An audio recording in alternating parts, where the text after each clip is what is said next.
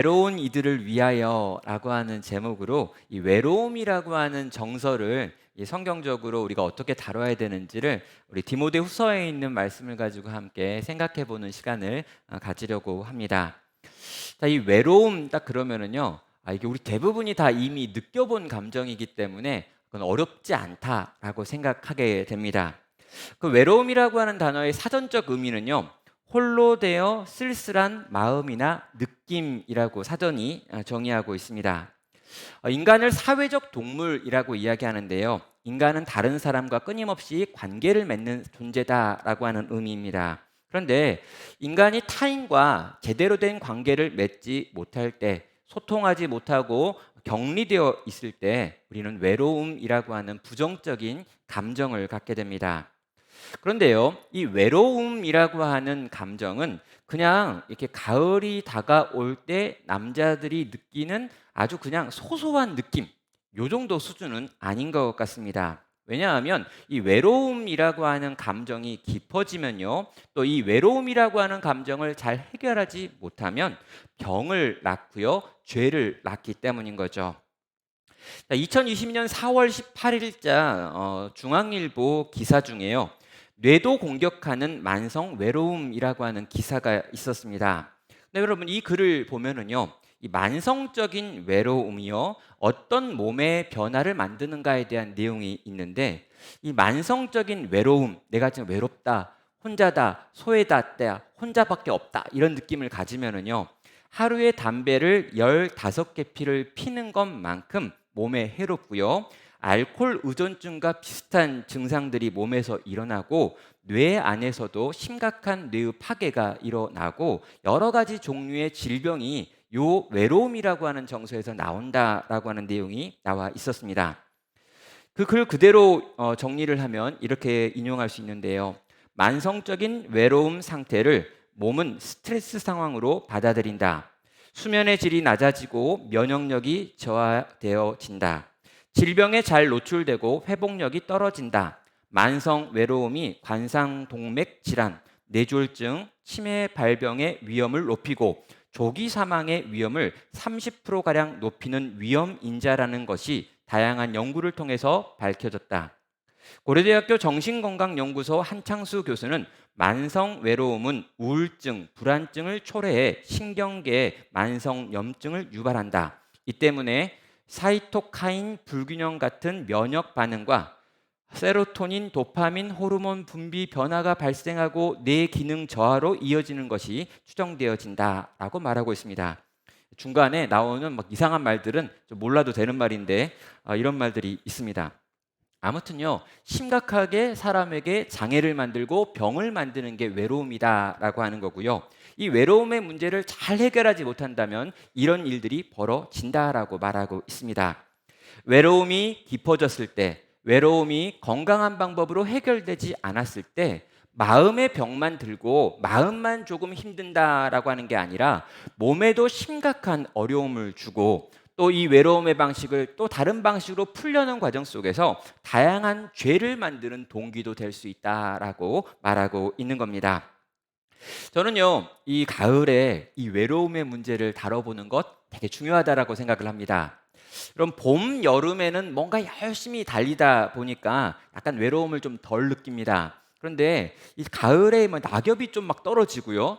오늘같이 이렇게 비가 으실으실 내리면 우리의 정서와 마음 속에 왜인지 외롭다라고 하는 느낌이 들고 그래서 가을에 이 추남, 이 가을 남자 뭐 이런 것들이 좀 유행하면서 이 외로움이라고 하는 정서 때문에 어려워하는 분들이 꽤나 있기 때문입니다.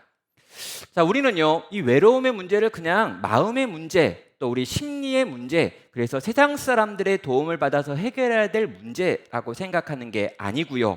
성경에서 과연 이 외로움을 어떻게 다루고 있는지, 그리고 이 외로움을 어떻게 해결하라고 말하고 있는지를 살펴볼 필요가 있다는 거죠. 그리고 저는 이 바울이라고 하는 사람이 쓴 마지막 편지 안에서 이 외로움의 문제에 대해서 함께 생각해 보려고 합니다. 자, 우리가 읽었던 성경 본문은 이 바울이 자기의 사랑하는 영적인 아들이었던 디모데에게 쓴 마지막 편지 디모데 후서입니다. 그리고 그 편지의 마지막 부분에 해당하는 이 4장의 내용을 함께 읽었죠. 자, 이 디모데후서라고 하는 편지는요, 굉장히 독특한 편지입니다. 바울이 자기 인생의 마지막으로 쓰는 편지이고요. 감옥에 갇혀서 이미 사형을 언도받은 이후에 쓰는 편지입니다. 자기의 시간이 끝났다라고 하는 걸 알고 있는 바울이 자기의 영적인 아들인 디모데, 정말 사랑하는 자에게 쓴 마지막 편지고 또 사적인 편지이기도 하다는 거죠. 바울의 심정이 가장 많이 담겨 있는 책이 어디에 있을까? 뭘까라고 말한다면 이 디모데 전서와 디모데 후서라고 우리는 대답하는 것입니다. 자, 바울은요, 자기의 이 마지막 편지에서 정말 사랑하는 자를 바라보면서 자기의 마음이 지금 어떤 상태에 있는지를 다양한 방식으로 표현하고 있는데, 이 바울의 마음을 기본적으로 설명하면 외롭다라고 지금 설명할 수 있겠습니다. 자, 바울이 왜 외로움을 느끼고 있는가? 크게 두 가지 이유가 있습니다. 하나는 자기의 시간이 이제 얼마 남지 않았다, 내가 곧 죽는다라고 하는 걸 알고 있기 때문입니다. 6절은 말합니다. 전제와 같이 내가 벌써 부어지고 나의 떠날 시각이 가까웠도다라고 이야기합니다. 이 앞에 왜냐하면이라고 하는 표현이 있거든요. 그래서 왜냐하면 너희는 지금 복음을 전해야 된다. 디모데야, 너는 끝까지 복음을 전해야 돼 라고 이야기한 다음에 왜냐하면이라고 하면서 이제 곧 나는 죽기 때문이다 라고 밝히고 있는 거죠. 여기 나와 있는 이 전제라고 하는 표현이 있는데요. 이 전제는 이 제사장이 제사를 드린 다음에 이 제물이 다 타고요, 이제 이 제물의 제사가 끝났다라고 하는 걸 보여줄 때 포도주를 들고 가가지고 그 포도주를 그 마지막 타 있는 제 위에 뿌리는 의식이 있습니다. 여러분, 이 제 위에 포도주가 뿌려지면요, 이 포도주가 그 제 위에 떨어지면서 한꺼번에 팍 타가지고 연기와 함께 향기를 내는 거죠. 이게 전제입니다.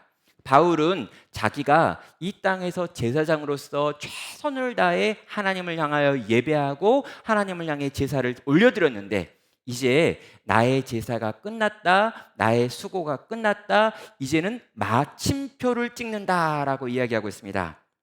내가 이제 죽게 되었고 나의 모든 수고가 끝난 날이 다가왔습니다라고 말한다는 거죠. 자, 여러분, 이건요, 어떤 의미에서는 인생의 무거운 짐을 이제 벗고 하나님의 사명을 끝내고 이제 주님께 간다라고 하는 기쁨과 감격의 고백이기도 합니다.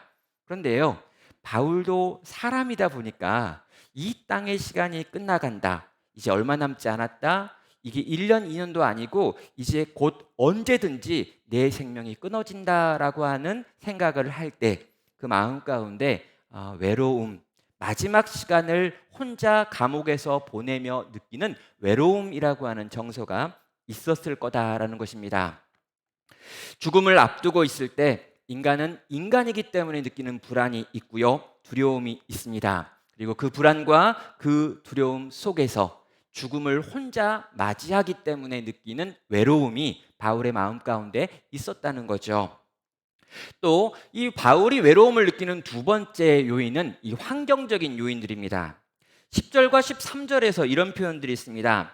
대만은 이 세상을 사랑하여 나를 버리고 데살리가로 갔고, 그리스게는 갈라디아로, 디도는 달마디아로 갔고라고 말하고 있습니다. 여기 보면요, 데마라고 하는 자기 제자가 있었는데 이 제자가 이 믿음을 버리고 세상을 사랑함으로 자기를 버리고 데살로니가로 가버렸다라고 하는 이 서운한 마음을 표현합니다. 그리고 그리스게도 갔고 디도도 갔다라고 이야기하는 거예요. 그러니까 내 인생의 내 마지막 시간, 내 옆에서 함께 있어줄 거라고 믿었던 어떤 이들, 내가 사랑했던 이들이 갔고 갔다는 거예요. 어떤 사람은 해야 될 어떤 일 때문에 간 사람도 있습니다. 아마 이 디도라고 하는 사람은 실제로 자기가 해야 될 어떤 사역 때문에 간 것 같아요. 그런데 데마는 믿음을 버리고 세상을 사랑하여 나를 버리고 가버렸습니다. 그러니까 여러 가지 이유지만 내 곁에서 사람들이 떠나갔다라고 이야기하면서 내가 느끼는 외로움이 내 옆에 있을 거라고 믿었던 사람들이 떠나가는, 내 옆에 아무도 없다는 것 때문에 생겼다라고 밝히고 있는 거죠. 거기다가 바울은 지금 굉장히 춥고요, 바울은 지금 그 감옥에서 할 수 있는 일이 없는 상태이기도 했습니다. 13절에서 내가 올 때 드보와 가보의 집에 둔 겉옷을 가지고 오라라고 요청하고 있고요. 또 책은 특별히 가죽 종이에 쓴 것을 가져오라라고 하는 구체적인 요구도 하고 있습니다. 바울이 지금 이 지하 감옥, 로마의 지하 감옥에 갇혀 있는데요. 점점 겨울이 다가오니까 이 뼈에 한기가 들어오는 그 추위를 느끼고 있다는 거죠. 그래서 제발 너는 가서 나한테 겉옷을 좀 챙겨가지고 가져와 주기를, 그리고 특별히 가죽 종이에 쓰여져 있는 어떤 책들을 좀 가지고 와서 나의 이 마지막 시간에 내가 무언가 읽으면서 시간을 보낼 수 있게 해달라고 요청도 하는 거죠. 이유가 무엇입니까? 지금 바울은 굉장히 추운 겁니다. 지금 이 기후가 그의 노쇠한 몸에 굉장히 고통스러웠던 거고요. 실제로 무언가를 읽고 싶은데 읽을 거리가 없는 상태 속에서 고통을 경험하는 것이죠. 이게 다 환경적인 요인들입니다. 여러분, 우리가 언제 외롭냐라고 하면요, 몸이 아플 때 외롭습니다. 그리고 뭔가 할 수 있는 소일거리가 없을 때 외로울 수 있죠. 그럼 외로움이라고 하는 건 그냥 마음의 상태라고 이야기하기에는요, 너무 다양한 요소가 있고요. 그러한 요소 하나하나들이 지금 바울이라고 하는 이 사도가, 인생의 노년에 있는 사도가 지금 자기의 사랑하는 영적인 아들 디모데에게 자기의 힘든 마음, 어려운 마음을 표현할 수밖에 없게 만들었다는 것입니다. 사랑하는 이들이 자기를 떠나는 것을 경험하고 있습니다. 그들 가운데 어떤 이들은 믿음에서도 떠난 것 같습니다. 또 정말 춥고 쓸쓸한데 몸도 이 덮을 만한 겉옷이 없는 상태이고요. 또 이런 상태에서 무언가 보고 읽고 싶은데 그런 것들도 없는 상태인 겁니다. 성도 여러분, 바울이 지금 외로움을 느끼고 있는데요. 이 외로움은 죄도 아니고 신앙의 미성숙함도 아니라고 하는 것이죠. 지극히 인간적인 것이었습니다. 바울은 지금 외로움을 느낄 수밖에 없습니다. 그럼 만약에요, 바울이 마지막 죽는 순간까지 정말 투사처럼 한 번의 흔들림도 없이 그냥 똑바로 죽음을 향해 막 달려가고 있다, 그러면요, 아, 우리는 바울을 보면서 정말 위대한 사도구나라고 생각을 할 겁니다. 그런데 동시에 아, 바울은 사람이 아니구나, 내가 바울을 보면서 배울 게 없다, 저 인간은 너무 특별한 인간이기 때문에 내가 바울이 가지고 있는 어떤 걸 따라갈 수 없겠구나라고 생각을 할 겁니다. 그런데 바울은요, 사람이었습니다. 투사 같은 면이 있습니다. 끝까지 주를 위해서 달려갈 것이고 복음을 위하여 마지막 경주를 하겠다라고 이야기를 합니다.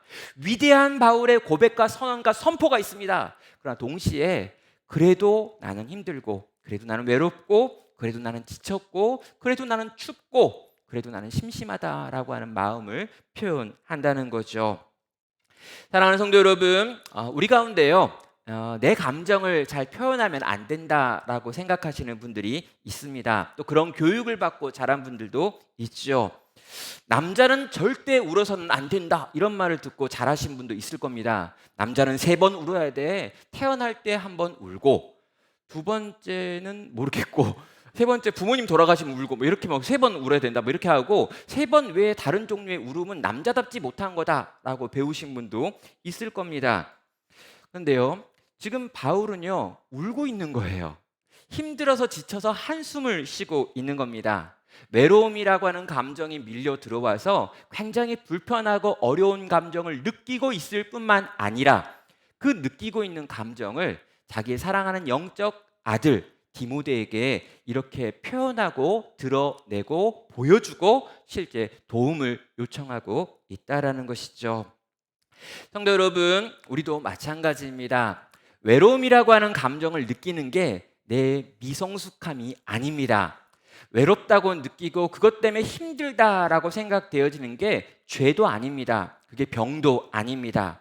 여러 가지 상황과 환경 속에서 그런 마음과 그런 생각이 들 수 있습니다. 우리는요, 그런 생각이 내게 있다는 것, 그런 마음의 상태라고 하는 것을요, 누군가한테 고백하고 도움을 요청하고 하나님께 이것을 들고 나아가서 하나님께서 이 외로움의 문제를 해결해 달라고 구할 수 있다라는 거죠. 우리가 느끼는 외로움 그 자체가 죄가 아니다라고 하는 것을 기억하시기를 바랍니다. 자, 오늘날 우리 시대에요, 가장 많이 나오는 이슈 중에 하나가요, 이 마약과 관련된 이슈가 있습니다. 한국이 더 이상 마약 청정국이 아닙니다라고 하는 이야기를 하면서 이 마약과의 전쟁을 선포하기도 하고요. 이 마약과 관련해 가지고 연예인들이 여러 사람 걸리기도 하고요. 또 유흥과 관련해 가지고 그런 장소와 그런 상황 속에서 젊은 세대들이 많이 마약에 노출되고 있다라고 하는 이야기를 우린 다양한 방식으로 지금 듣고 있습니다. 그런데요, 우리는 이 마약이 굉장히 몸에 해롭다, 그리고 인생에 해롭다라고 하는 걸 압니다. 여러분, 그 많은 마약에 대한 이야기를 하는 사람들이요, 마약이 나를 건강하게 만들고 마약을 하면 내 인생이 편해지고 뭐 이렇게 생각하는 데 아무도 없어요. 마약은 굉장히 치명적으로 우리의 인생을 망가뜨린다는 걸 다 압니다. 그럼에도 불구하고 많은 사람들이 지금 마약에 빠져들고 있다라고 이야기를 하지요. 그러면 도대체 그 많은 사람들은 왜 마약을 하는 걸까요? 그러면 이 마약과 전쟁에 관해 가지고 오랜 시간 동안 취재를 해왔던 저널리스트인 영국의 요한 하리라고 하는 사람이 있습니다. 근데 이 요한 하리가요, 2018년도에 이 테드라고 하는 전 세계를 대상으로 한 무료 강의에서 이 중독과 약물에 대해서 이야기하는 강연이 있습니다. 근데 그는 이 강연에서 뭘 이야기하냐면요, 중독과 약물이 나약한 정신에서 오는 것이 아니라 소외에서 온다라고 주장을 합니다. 그리고 그 근거를 이야기하면서 이 쥐를 가지고 했던 어떤 실험 하나를 언급을 합니다. 자, 아무것도 없는 쥐 감옥이 있습니다. 쥐를 어떤 큰 감옥에 가둬놓은 거죠. 그리고 이 감옥 안에다가 한쪽에는 맑은 물이 나오는, 마실 수 있는 물이 나오는 이걸 이렇게 설치해 놓고요. 다른 한쪽에는 헤로인이라고 하는 마약을 탄 물이 나오는 이렇게 관을 만들어 놨습니다. 그러면 쥐 감옥에 갇혀 있는 쥐가요, 이쪽 물도 마셔보고 이쪽 물도 마셔봅니다. 그리고 어떻게 합니까? 마약이 나오는 물을 마시면서 즐거워하고 계속해서 마약이 나오는 물을 마시다가 다 죽었다는 거죠. 자, 그런데 이 실험을 했던 학자는요, 이 쥐 감옥이라고 하는 걸 만들어 놓은 다음에 몇 마리의 새로운 이 쥐를 함께 이 안에 집어 넣었습니다. 그리고 이 안에서 이 쥐들이 함께 놀 수 있는 간단한 시설들도 넣어놨죠.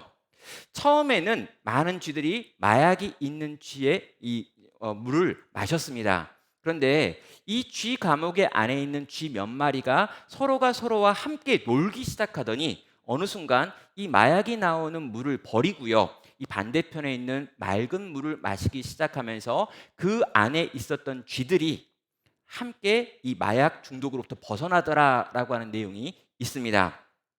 그래서 이 강연자였던 요한 하리는 뭐라고 이야기하냐면요, 중독의 반대말은 맑은 정신이 아니라 관계입니다라고 하는 표어를 만들죠. 그럼 중독의 반대말은 맑은 정신이 아니라 관계라는 겁니다. 누군가 선한 관계를 맺고 외롭지 않고 서로가 서로를 지켜주고 돌봐주기 시작할 때 마약이라고 하는 강력한 중독으로부터도 벗어날 수 있고 이 마약에 빠지지 않을 수도 있다라는 거죠. 여러분, 한국 사회가 마약 중독으로 인하여 힘들어하는 젊은 세대가 많다라고 하는 건 뭘 의미하는 거냐면요, 관계가 깨어졌다라는 것입니다. 부모와의 관계가 깨어지고요, 이웃과의 관계가 깨어지고요, 친구와의 관계가 깨어졌기 때문에 그들은 그런 식으로 자기의 만족을 위하여 마약에, 약물에, 게임에, 성에 중독되고 있다라는 거죠. 성도 여러분, 관계가 끊어져 버렸습니다. 그래서 외롭습니다. 내 이야기를 들어줄 사람이 없고 내 마음을 나눌 사람이 없습니다. 이 깨어진 관계들, 그래서 생기는 이 불안한 정서들, 이 외로움이 수없이 많은 종류의 중독을 만들어 낸다는 거죠. 여러분, 우리 아이들이 스마트폰에 중독되어 있습니까? 음란물에 중독되어 있습니까? 어떤 종류의 음식에 중독되어 있는 건 아닐까요? 마약에 중독되어 있는 그 많은 사람들은 도대체 왜 그런 걸까요? 중독의 반대말은 관계였습니다. 반대로요, 이 중독의 문제, 이 무언가에 빠져 있는 문제를 해결할 수 있는 방법도 역시 관계를 새롭게 하는 데서 나온다는 거죠. 외로움을 해결하고 싶어서 무언가에 중독되고요, 그 중독으로 말미암아 수없이 많은 죄들이 만들어집니다. 우리는요, 이 외로움, 이 중독과 죄를 만들어내지 않게 만든 이 외로움의 문제를 해결하는 관계를 이 땅에서 만들어내야 된다는 것입니다. 자, 그래서요. 그럼 바울은 과연 이 외로움의 문제를 어떻게 해결하려고 했는가라고 물어볼 수 있습니다. 바울이 이 외로움을 죄로 만든 것도 아니고 중독으로 만든 것도 아니었기 때문에 이 바울도요, 그 외로움의 문제를 어떻게든 해결하고 싶었습니다. 그래서 디모데에게 편지를 썼죠. 뭐라고 편지를 썼습니까? 내가 올 때 드로와 가보의 집에 둔 겉옷을 가지고 오고 또 책은 특별히 가죽 종이에 쓴 것을 가져오라라고 13절에서 말하고 있죠. 뭐라고 이야기한 겁니까? 지금 겨울이 다가오는데 이 냉기가 나의 마음을 힘들게 한다라는 거예요. 이 냉기를 좀 막아주기만 하면, 내가 좀 따뜻하기만 해도 지금 내가 가지고 있는 이 외로움이라고 하는 정서에서 조금은 자유로워질 수 있겠다라고 생각하며 겉옷을 가져달라라고 요청을 하는 거죠. 또 여러분, 읽을 거리를 좀 가져다 주면 내가 그걸 가지고 내 마지막 시간에 그걸 좀 보면서 지금 내가 느끼는 이 어려운 정서로부터 좀 해결돼야겠다라고 지금 도움을 요청하고 있는 것입니다. 여러분, 때로 있잖아요. 우리는 너무 영적인 경우들이 있습니다. 외로움의 문제를 느끼고 있어요. 난 너무 외롭습니다. 정말 소외감을 느끼고 있어요. 난 혼자인 것 같아요. 그런데 대답이 기도해 보세요라고 할 때 정말 그 말을 잘 안 할 걸, 이런 생각이 드는 거죠. 기도해 보세요. 내가 기도해 줄게요. 라고 하는 말은 여기서 물론 맞아요. 기도를 해줘야 되고요. 기도를 해야 합니다. 근데 여러분, 지금 춥다고요. 지금 배가 고픈 거예요. 지금 맛있는 커피를 마시고 싶은 거예요. 지금 막 이렇게 낙엽이 떨어지는 이 단풍을 어디론가 가가지고 보고 싶은 거예요. 하루라도 이 집구석에서 나와가지고 어디론가를 돌아다녀 보고 싶은 거예요. 친구와 함께 수다를 떨고 싶은 거라는 거죠. 여러분, 많은 문제를 너무 영적으로 해석하지 마시기 바랍니다. 또 많은 문제를요, 너무 영적인 대답으로 채우지 마십시오. 기도해 줄게, 기도해 보세요 라고 하는 말은 내가 너를 위해 아무것도 해주고 싶지 않아 라고 하는 말과 때로는 같은 말이 될 수 있기 때문입니다. 우리는요, 그렇게 대단하지 않습니다. 또 우리는 그렇게 영적이지도 않아요. 우리의 마음을 무너뜨리는 것이 악한 마귀 사단이 아니라 그냥 좀 심심해서일 수 있습니다. 그냥 좀 누군가와 함께 수다를 떨고 싶은 것일 수 있다는 거예요. 그런 부분들을 인정하라는 거죠. 바울은요, 자기에게 겉옷이 없다라고 하는 게 지금 이 슬픈 마음, 힘든 마음의 원인일 수 있겠다라고 생각하며 겉옷 좀 가져다 달라라고 이야기하는 거고, 읽을 책 좀 가져다 달라라고 요청하고 있기 때문입니다. 지금 내가 외로움을 느끼고 있는데 이 외로움이 아주 소소한 것일 수 있다는 걸 인정하시길 바랍니다. 그리고 이 소소한 필요들을 한번 스스로 채우시길 바랍니다. 그리고 이러한 것들이 내게 필요하고 이러한 시간이 내게 필요하다는 걸 좀 자유롭게 편하게 누군가에게 말하고 그런 것들에 대한 도움을 받을 수 있는 성도가 되시길 바랍니다. 두 번째로 바울은요, 이렇게 자기가 사랑하는 사람들을 향해 제발 좀 와라고 이야기하고 있습니다. 9절은 말합니다. 너는 어서 속히 내게로 오라라고 말하죠. 사랑하는 디모데한테 너는 어서 속히 내게로 오라라고 말해요. 그럼 이게요, 다 강조 표현입니다. 그럼 원래 헬라어에서는요, 주어를 안 써요. 안 쓰면 다 넌 줄 압니다. 근데 여기는 일부러 주어를 넣고 있어요. 그러니까 너를 강조하는 거죠.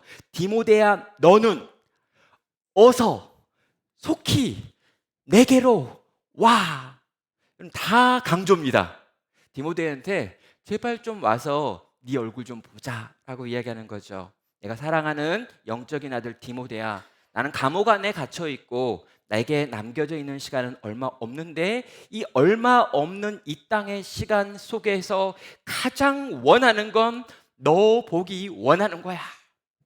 제발 좀 와서, 제발 좀 빨리 와서, 좀 어서 와서 네 얼굴 좀 보여주면 내 이 외로움, 내 이 마음의 힘든 것들 해결될 것 같아. 와줘. 그럼 이렇게 말한 다음에 바울이 이 편지를 끝내야 되잖아요.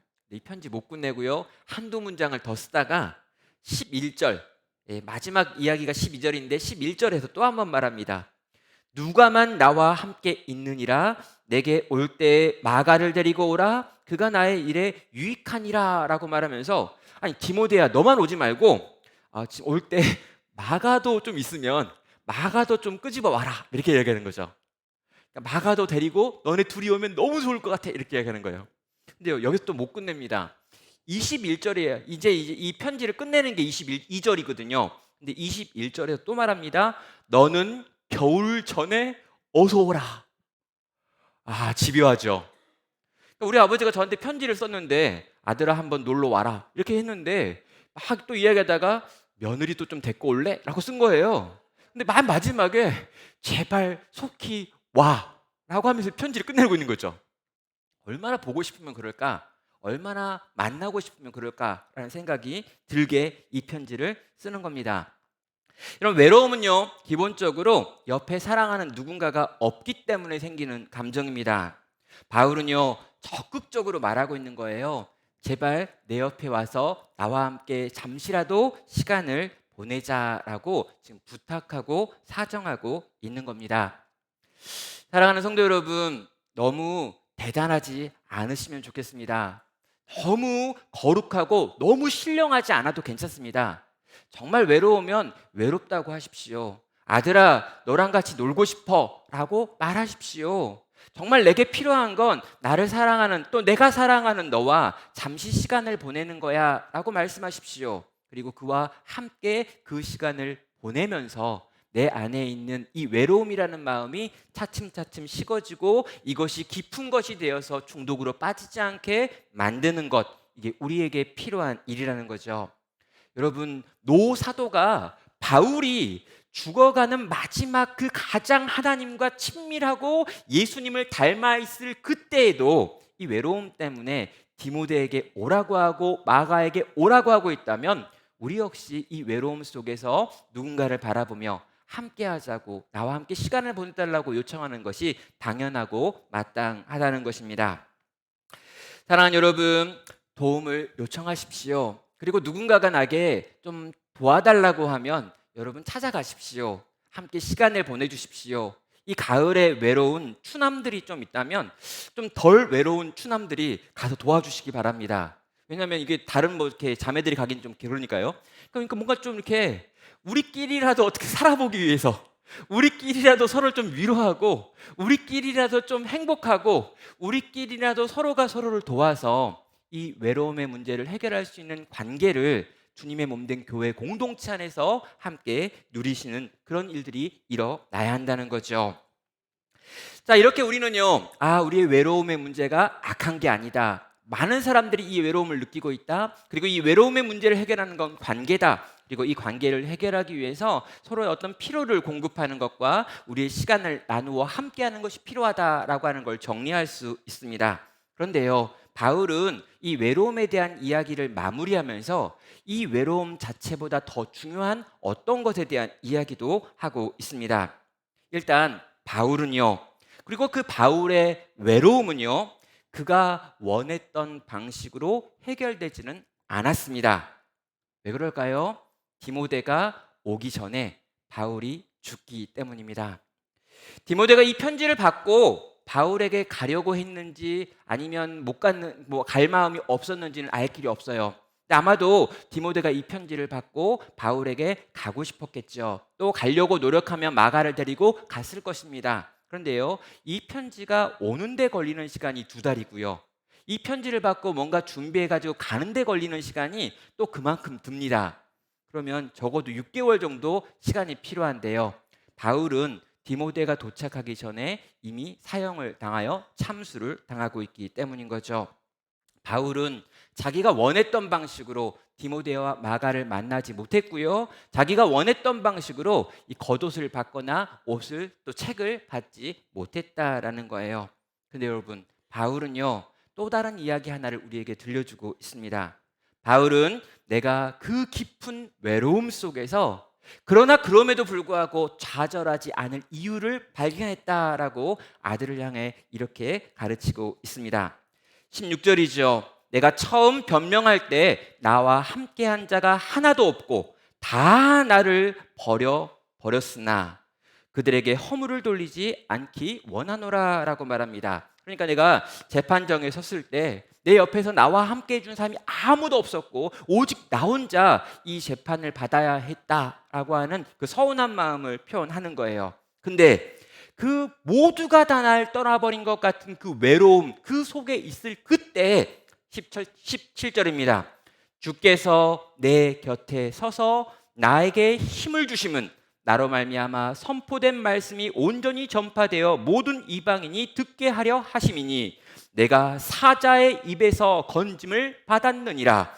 주께서 나를 모든 악한 일에서 건져내시고 또 그의 천국에 들어가도록 구원하시리니 그에게 영광이 세세 무궁토록 있을지어다. 아멘. 뭘 이야기합니까? 다 떠나버린 것 같은 그 순간에, 세상에 나 혼자 있는 것 같다고 느끼는 그 절망스러운 그 순간에 언뜻 보니 주님이 내 곁에 서서 나에게 힘을 주고 계시더라 라고 지금 이야기를 하는 것이죠.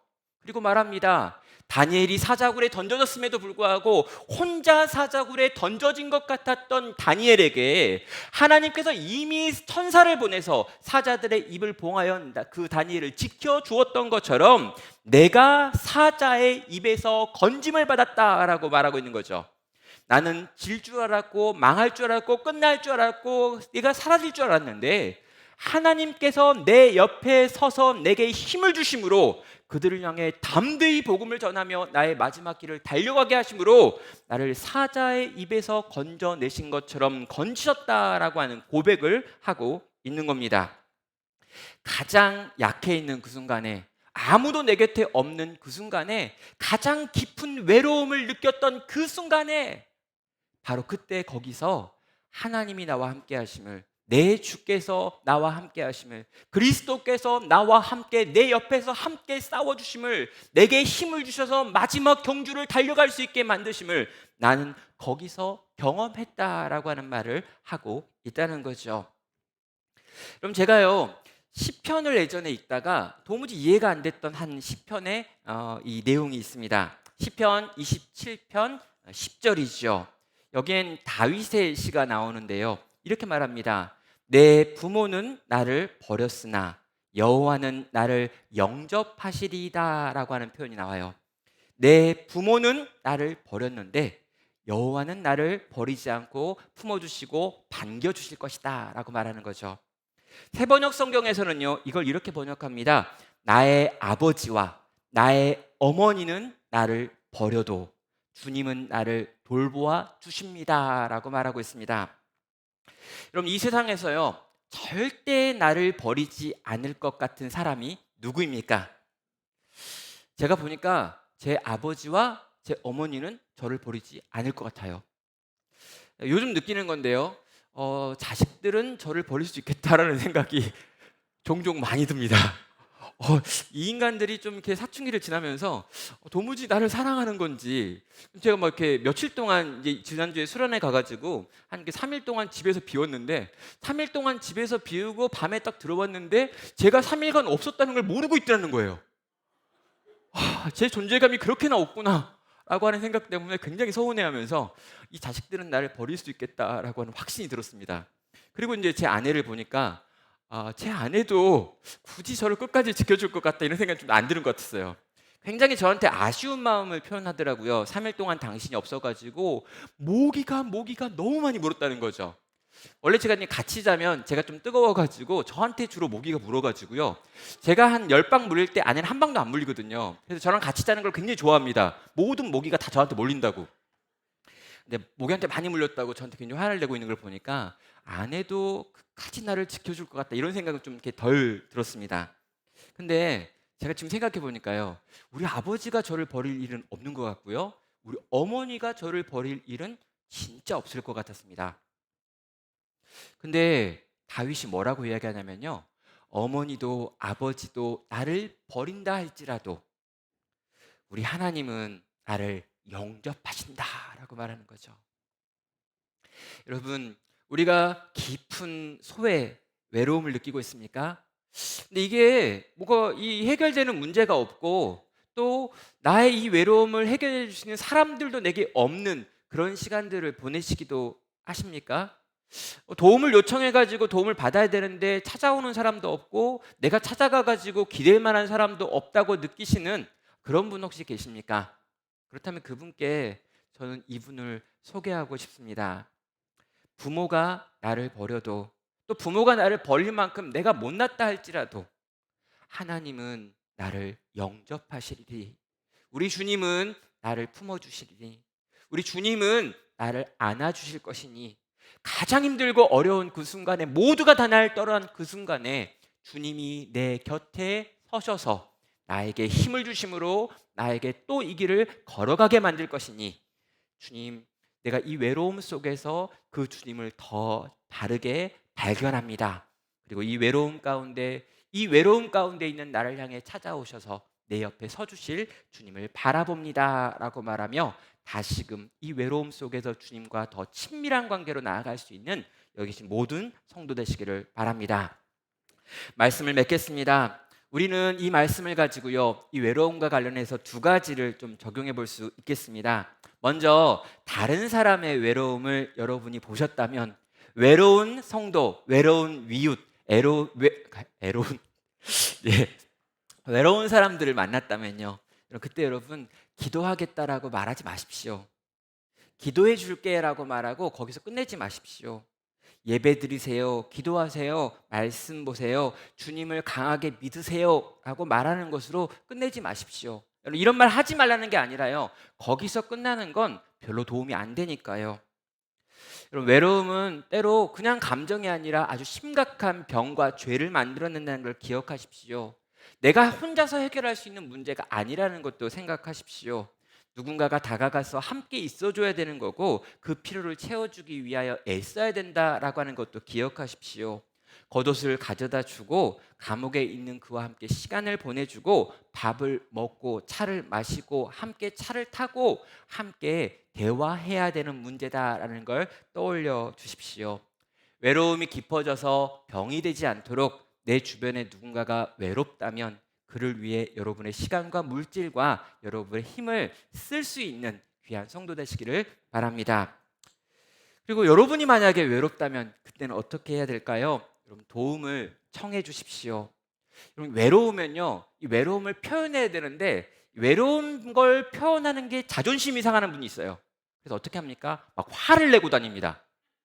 왜냐면 나 좀 알아봐 달라고, 나도 살아있다고, 나도 존재가 있다고, 내가 여기 있다고. 근데 이걸 보여줄 수 있는 가장 강력한 방법이 뭐냐면 막 화를 내고 다니는 거예요. 막 짜증을 부리는 거예요. 애들이 그러더라고요.